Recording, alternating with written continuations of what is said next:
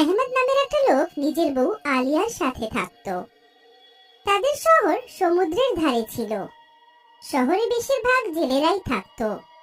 অনেকদিন ধরে আহমেদের কাছে কোনো চাকরি ছিল না, তাই তার বউ আলিয়া তার সাথে রোজ চাকরির ব্যাপার নিয়ে ঝগড়া করত।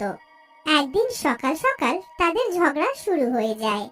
আরে অকেজো বেরোজগার লোক, সকাল হয়ে গেছে আর তুমি এখনো ঘুমিয়ে পড়ে আছো। তো আমি কি করব? কাজকর্ম থাকলে কি আমি বাড়িতে বসে থাকতাম নাকি? হ্যাঁ, কাজ নেই তবেই তো আমি ঘুমোচ্ছি এখন। হ্যাঁ, তো কেন আছো তুমি বেরোজগার?